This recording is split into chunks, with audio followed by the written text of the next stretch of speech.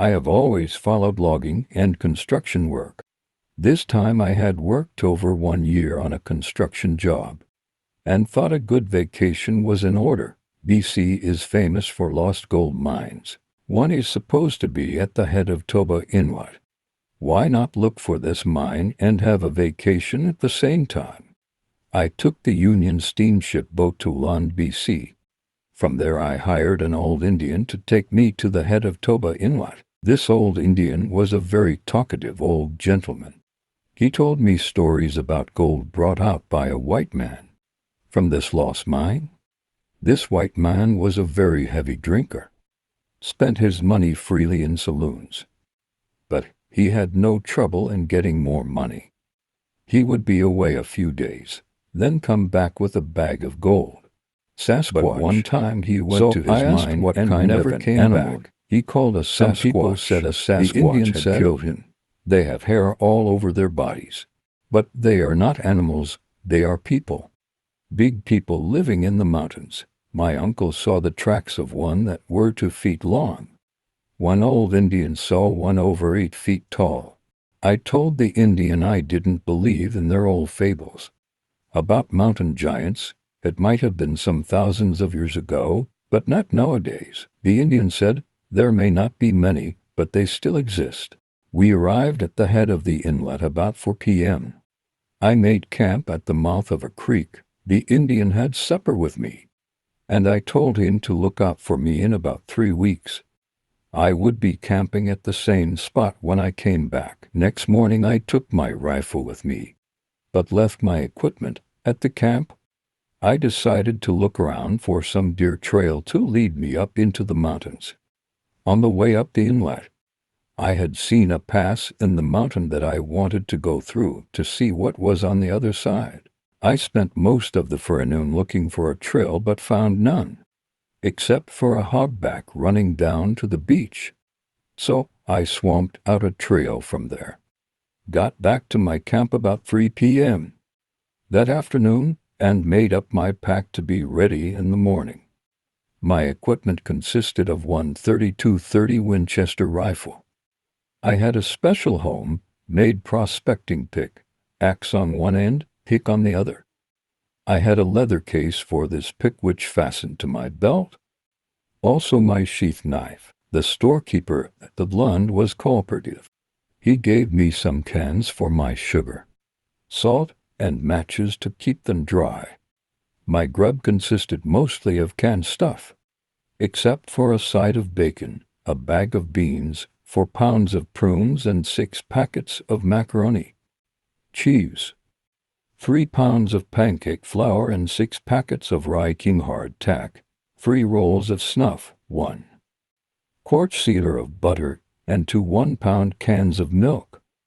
I had 2 boxes of shells for my rifle. The storekeeper gave me a biscuit tin. I put a few things in that and cached it under a windfall, so I would have it when I came back here waiting for a boat to bring me out. My sleeping bag I rolled up and tied on top of my pack sack together with my ground sheet, small frying pan, and 1 aluminum pot that held about a gallon. As my canned food was used, I would get plenty of empty cans to cook with. The following morning, I had an early breakfast, made up my pack, and started out up this hogback. My pack must have been at least 80 pounds, besides my rifle. After 1 hour, I had to rest. I kept resting and climbing all that morning. About 2 p.m. I came to a flat place below a rock bluff. There was a bunch of willow in one place. I made a wooden spade and started digging for water.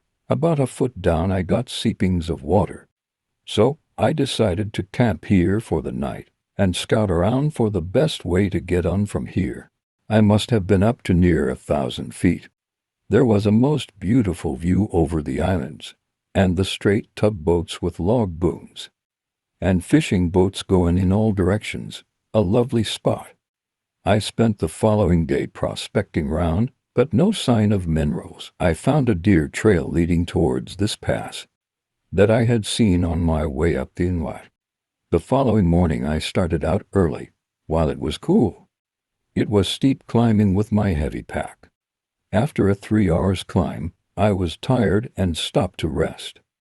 On the other side of a ravine from where I was resting was a yellow spot below some small trees. I moved over there and started digging for water. I found a small spring and made a small trough from cedar bark and got a small amount of water, had my lunch and rested here till evening. I made it over the pass late that night. Now I had downhill and good going, but I was hungry and tired. So I camped at the first bunch of trees I came to. I was trying to size up the terrain, what direction I would take from here towards Westwood, led to lowland and some other inlet. So I decided to go in a northeast direction, had good going and slight downhill all day. I must have made 10 miles when I came to a small spring and a big black hemlock tree. This was a lovely campsite. I spent 2 days here just resting and prospecting. The first night here I shot a small deer. 2 days later, I found an exceptionally good campsite. It was two good-sized cypress trees growing close together, and near a rock wall with a nice spring just below these trees. I intended to make this my permanent camp. I cut lots of brush for my bed between these trees. I rigged up a pole from this rock wall to hang my pack-sack on, and I arranged some flat rocks for my fireplace for cooking. I had a really classy setup. And that is when things began to happen. Next morning I noticed things had been disturbed during the night, but nothing missing I could see. I roasted my grouse on a stick for breakfast. That night I filled up the magazine of my rifle. I still had one full box of 20 shells, and 6 shells in my coat pocket. That night I laid my rifle under the edge of my sleeping bag. I thought a porcupine had visited me the night before, and porkies like leather, so I put my shoes in the bottom of my sleeping bag. Next morning my pack-sack had been emptied out. Someone had turned the sack upside down. It was still hanging on the pole from the shoulder straps, as I had hung it up. Then I noticed 1/2-pound package of prunes was missing. Also my pancake flour was missing. But my salt bag was not touched. Porkies always look for salt. So I decided it must be something else than porkies. I looked for tracks but found none. I did not think it was a bear. They always tear up and make a mess of things. I kept close to camp these days in case this visitor would come back. I climbed up on a big rock where I had a good view of the camp. But nothing showed up. I was hoping it would be a porky, so I would get a good porky stew. These visits had now been going on for 3 nights. This night it was cloudy and looked like it might rain. I took special notice of how everything was arranged. I closed my pack-sack. I did not undress. I only took off my shoes, put them in the bottom of my sleeping bag. I drove my prospecting pick into one of the cypress trees, so I could reach it from my bed. I also put the rifle alongside me, inside my sleeping bag. I fully intended to stay awake all night, to find out who my visitor was, but I must have fallen asleep. I was awakened by something picking me up. I was half asleep, and at first I did not remember where I was. As I began to get my wits together, I remembered I was on. My first thought was, it must be a snow slide. But there was no snow around my camp. Then it felt like I was tossed on horseback. But I could feel whoever it was walking. I tried to reason out what kind of animal this could be. I tried to get at my sheath knife and cut my way out. But I was in an almost sitting position, and the knife was under me. I could not get hold of it, but the rifle was in front of me. I had a good hold of that, and had no intention to let go of it. At times I could feel my pack-sack touching, and could feel the cans in the sack touching my back. After what seemed like an hour, I could feel we were going up a steep hill. I could feel myself rise for every step. What was carrying me was breathing hard, and sometimes gave a slight cough. Now, I knew this must be one of the mountain Sasquatch giants the Indian told me about. I was in a very uncomfortable position, unable to move. I was sitting on my feet, and one of the boots in the bottom of the bag was crossways with the hobnail sole up across my foot. It hurt me terribly, but I could not move. It was very hot inside. It was lucky for me this fellow's hand was not big enough to close up the whole bag. When he picked me up there was a small opening at the top, otherwise I would have choked to death. Now he was going downhill. I could feel myself touching the ground at times, and at one time he dragged me behind him, and I could feel he was below me. Then he seemed to get on level ground, and was going at a trot for a long time. By this time, I had cramps in my legs. The pain was terrible. I was wishing he would get to his destination soon. One could not stand this type of transportation much longer. Now he was going uphill again. It did not hurt me so bad. I tried to estimate distance and directions. As near as I could guess, we were about 3 hours traveling. I had no idea when he started, as I was asleep when he picked me up. Finally he stopped and let me down. Then he dropped my pack-sack. I could hear the cans rattle. Then I heard chatter, some kind of talk I did not understand. The ground was sloping, so when he let go of my sleeping bag, I rolled downhill. I got my head out and got some air. I tried to straighten my legs and crawl out, but my legs were numb. It was still dark. I could not see what my captors looked like. I tried to massage my legs to get some life in them and get my shoes on. I could hear now it was at least 4 of them. They were standing around me and continuously chattering. I had never heard of Sasquatch before the Indian told me about them, but I knew I was right among them. But how to get away from them, that was another question. I got to see the outline of them now as it began to get lighter. Though the sky was cloudy, and it looked like rain, in fact there was a slight sprinkle. I now had circulation in my legs, but my left foot was very sore on top where it had been resting on my hobnail boots. I got my boots out from the sleeping bag and tried to stand up.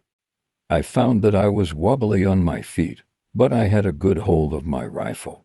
I asked, "What you fellows want with me?" Only some more chatter. It was getting lighter now, and I could see them quite clearly. I could make out forms of 4 people, 2 big and 2 little ones. They were all covered with hair and no clothes on at all. I could now make out mountains all around me. I looked at my watch. It was 4:25 a.m. It was getting lighter now, and I could see the people clearly. They looked like a family: old man, old lady, and 2 young ones, a boy and a girl. The boy and the girl seemed to be scared of me. The old lady did not seem too pleased about what the old man dragged home, but the old man was waving his arms and telling them all what he had in mind. They all left me then. I had my compass and my prospecting glass on strings on my neck, the compass in my left-hand shirt pocket, and my glass in my right-hand pocket. I tried to reason our location and where I was. I could see now that I was in a small valley or basin about 8 or 10 acres, surrounded by high mountains. On the southeast side there was a V-shaped opening about 8 feet wide at the bottom and about 20 feet high at the highest point. That must be the way I came in. But how will I get out? The old man was now sitting near this opening. There were 2 small cypress trees there, and this will do for a shelter for the time being, until I find out what these people want with me and how to get away from here. I emptied out my pack-sack to see what I had left in the line of food. All my canned meat and vegetables were intact, and I had 1 can of coffee Also 3 small cans of milk, 2 packages of rye king hardtack, and my butter sealer half full of butter. But my prunes and macaroni were missing. Also my full box of shells for my rifle. I had my sheath knife, but my prospecting pick was missing. And my can of matches. I only had my safety box full, and that held only about a dozen matches. That did not worry me. I can always start a fire with my prospecting glass when the sun is shining, if I got dry wood. I wanted hot coffee, but I had no wood, also nothing around here that looked like wood. I had a good look over the valley from where I was, but the boy and girl were always watching me from behind some juniper bush. I decided there must be some water around here. The ground was leaning towards the opening in the wall. There must be water at the upper end of this valley. There is green grass and moss along the bottom. All my utensils were left behind. I opened my coffee tin and emptied the coffee in a dish towel and tied it with the metal strip from the can. I took my rifle and the can and went looking for water. Right at the head under a cliff there was a lovely spring that disappeared underground. I got a drink and a full can of water. When I got back, the young boy was looking over my belongings, but did not touch anything. On my way back I noticed where these people were sleeping. On the east side wall of this valley was a shelf in the mountainside with overhanging rock, looking something like a big undercut in a big tree about 10 feet deep and 30 feet wide. The floor was covered with lots of dry moss, and they had some kind of blankets woven of narrow strips of cedar bark, packed with dry moss. They looked very practical and warm with no need of washing. The first day not much happened. I had to eat my food cold. The young fellow was coming nearer me and seemed curious about me. My one snuff box was empty, so I relied it toward him. When he saw it coming, he sprang up quick as a cat and grabbed it. He went over to his sister and showed her. They found out how to open and close it.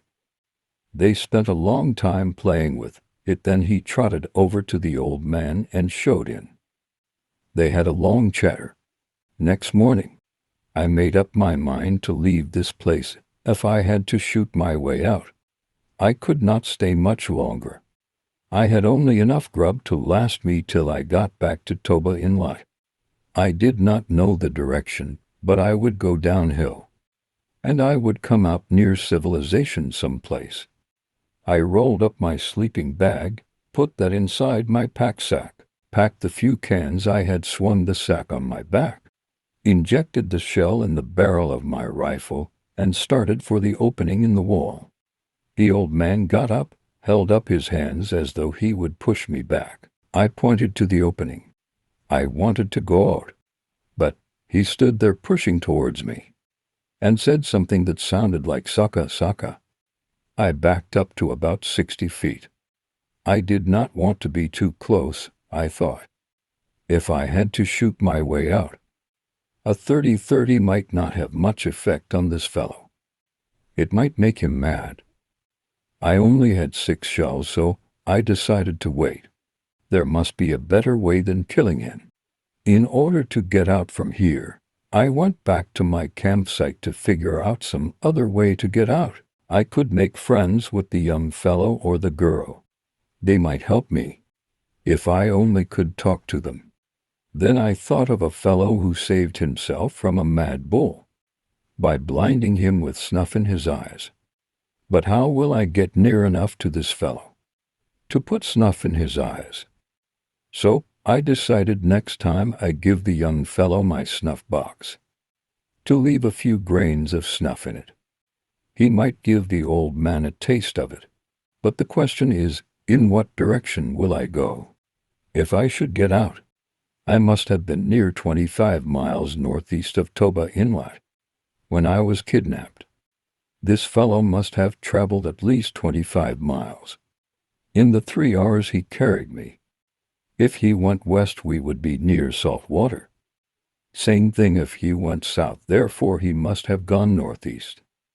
If I then keep going south and over to mountains, I must hit salt water someplace between Lund and Vancouver. The following day I did not see the old lady till about 4 p.m.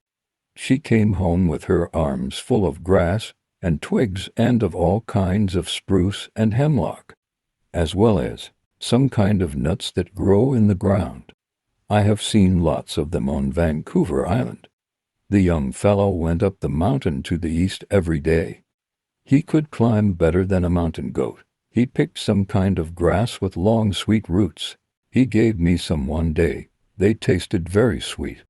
I gave him another snuff box with about a teaspoon of snuff in it. He tasted it, then went to the old man. He licked it with his tongue. They had a long chat. I made a dipper from a milk can. I made many dippers.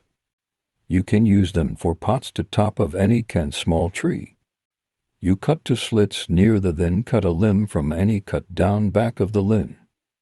Down the stem of the tree, then taper the part you cut from the stem. Then cut a hole in the tapered part.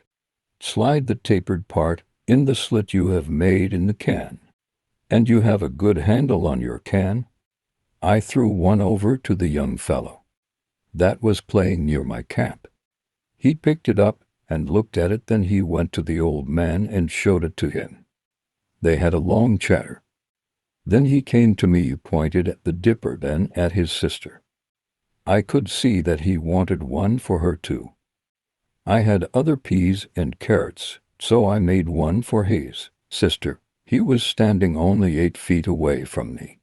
When I had made the dipper, I dipped it in water and drank from it. He was very pleased, almost smiled at me. Then I took a chew of snuff, smacked my lips, said, "That's good." The young fellow pointed to the old man, said something that sounded like hook. I got the idea that the old man liked snuff, and the young fellow wanted a box for the old man. I shook my head. I motioned with my hands for the old man to come to me. I do not think the young fellow understood what I meant. He went to his sister and gave her the dipper I made for her. They did not come near me again that day. I had now been here 6 days, but I was sure I was making progress. If only I could get the old man to come over to me.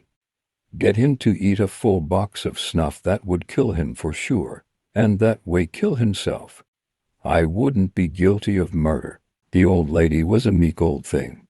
The young fellow was by this time quite friendly. The girl would not hurt anybody.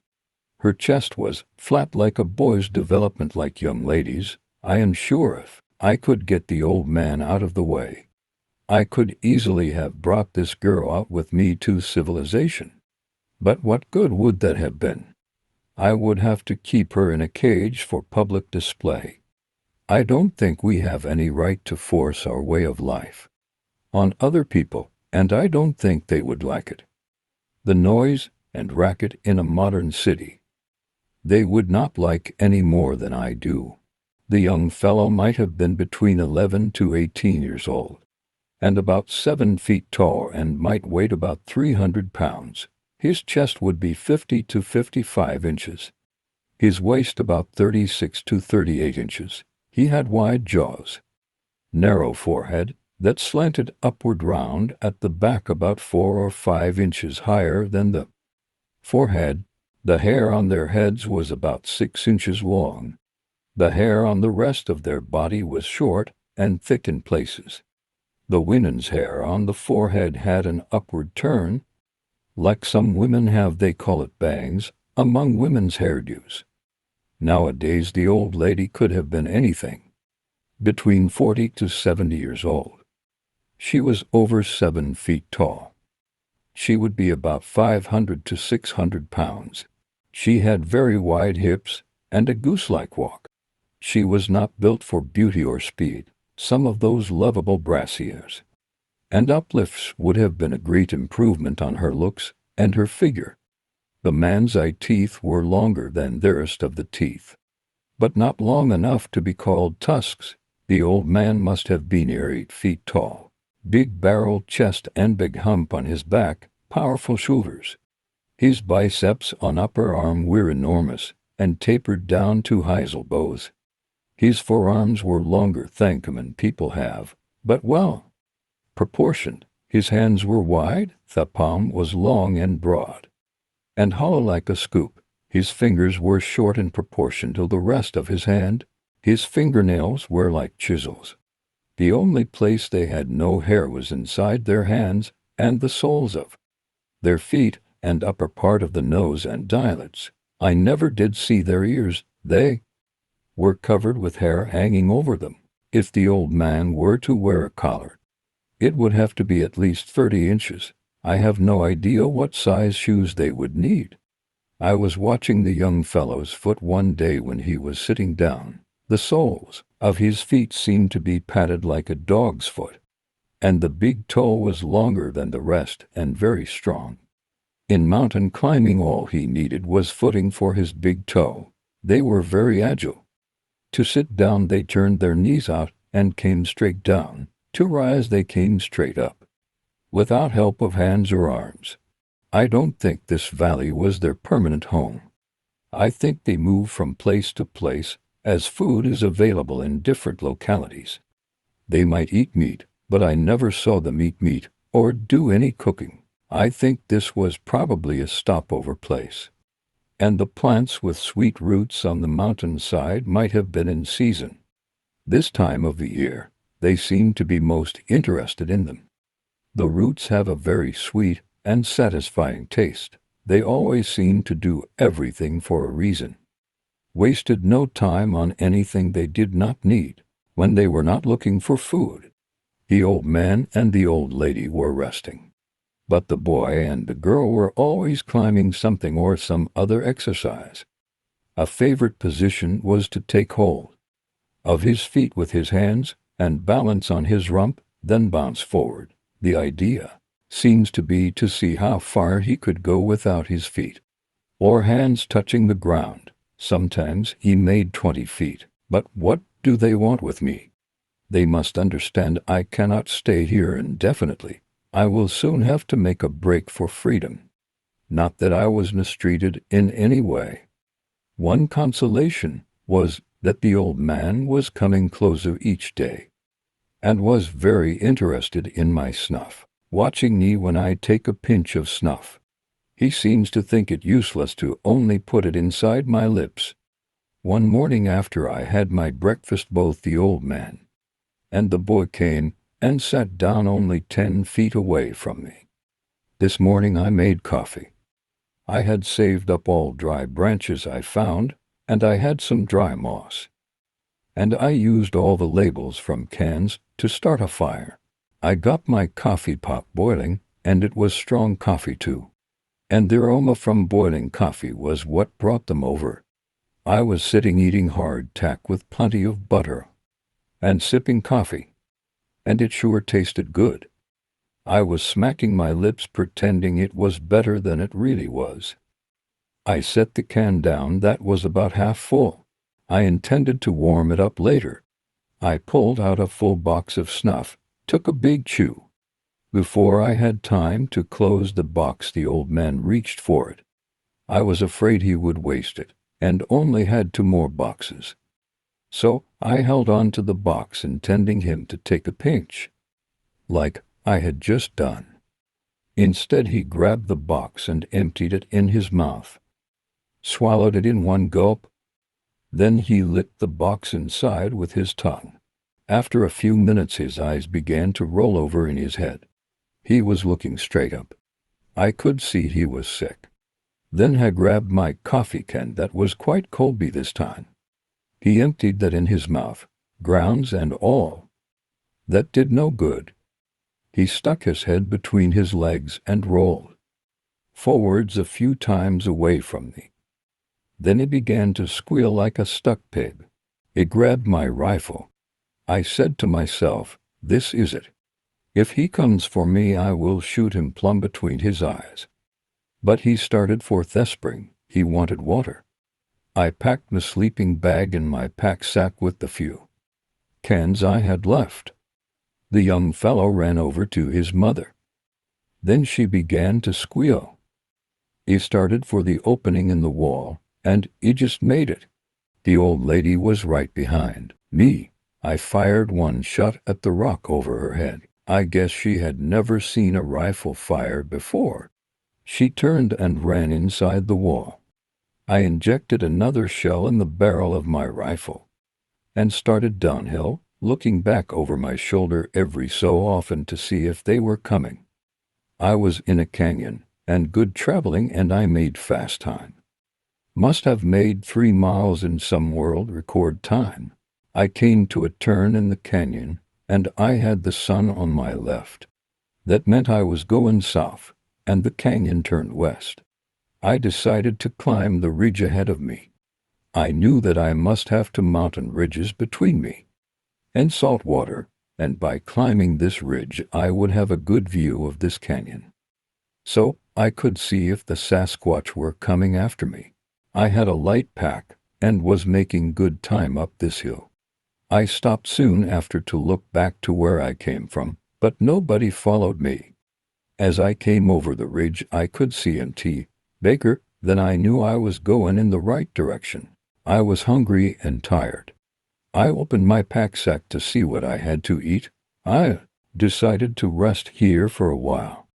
I had a good view of the mountainside, and if the old man was coming I had the advantage because I was up above him. To get me he would have to come up a steep hill, and that might not be so easy after stopping a few 30 bullets. I had made up my mind this was my last chance, and this would be a fight to the finish. I rested here for 2 hours. It was 3 p.m. when I started down the mountainside. It was nice going. Not too steep and not too much underbrush. When I got near the bottom, I shot a big blue grouse. She was sitting on a windfall looking right at me only 100 feet away. I shot her neck right off. I made it down the creek at the bottom of this canyon. I felt I was safe now. I made a fire between 2 big boulders, roasted the grouse. Next morning when I woke up, I was feeling terrible. My feet were sore from dirty socks. My legs were sore. My stomach was upset from that grouse that I ate the night before. I was not too sure I was going to make it up that mountain. I finally made the top, but it took me 6 hours to get there. It was cloudy, visibility about a mile. I knew I had to go downhill. After about 2 hours, I got down to the heavy timber and sat down to rest. I could hear a motor running hard at times, then stop. I listened to this for a while and decided the sound was from a gas donkey. Someone was logging in the neighborhood. I told them I was a prospector and was lost. I did not like to tell them I had been kidnapped by a Sasquatch, as if I had told them. They would probably have said, "He is crazy too." The following day I went down from this camp on Salmon Arm branch of Secov Inlet. From there I got the Union boat back to Vancouver. That was my last prospecting trip, and my only experience with what is known as Sasquatches. I know that in 1924 there were 4 Sasquatches living. It might be only 2 now. The old man and the old lady might be dead by this time.